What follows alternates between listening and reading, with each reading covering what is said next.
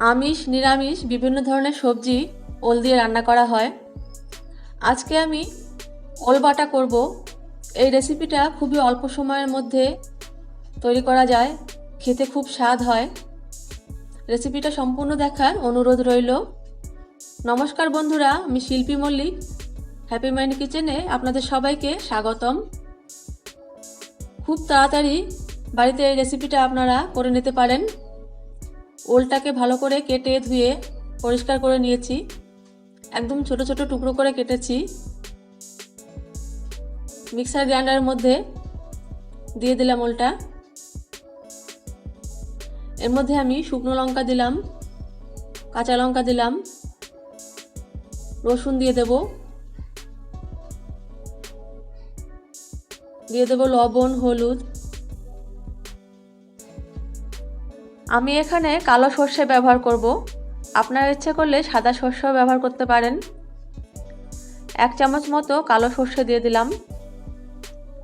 বন্ধুরা, আপনারা যারা এখনও এই চ্যানেলটি সাবস্ক্রাইব করেননি, প্লিজ সাবস্ক্রাইব করে দেবেন। সবগুলো উপকরণ একসাথে একটা মিহি পেস্ট বানিয়ে নেব। সামান্য একটু জল ব্যবহার করতে পারেন। যদি জল ছাড়াই পেস্ট করা সম্ভব হয় তাহলে সেভাবেই করে নেবেন। একদম মিহি পেস্ট হয়েছে। এবার কড়াইতে সর্ষের তেল দিয়ে তেলটা গরম হয়ে আসলে তার মধ্যে এই উপকরণটা ঢেলে দেব।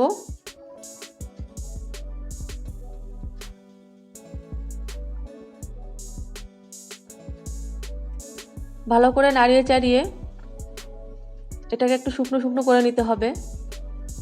এর মধ্যে অনেক জল থাকে, এই জলটা যখন মরে একদম শুকনো শুকনো হয়ে আসবে তখনই তৈরি হয়ে যাবে রেসিপিটা। গরম ভাতের সাথে খুব ভালো লাগে খেতে। এভাবে একসাথে অনেকটা করে আপনারা ফ্রিজে রেখেও খেতে পারেন।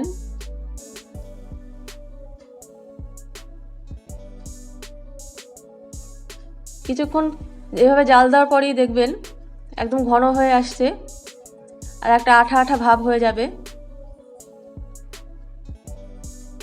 এটা ততক্ষণ পর্যন্তই মিডিয়াম আঁচে রেখে কষাতে হবে যতক্ষণ পর্যন্ত এর জলটা শুকিয়ে না আসে। বন্ধুরা, এই রেসিপিটা কেমন লাগলো আমাকে কমেন্টে অবশ্যই জানাবেন।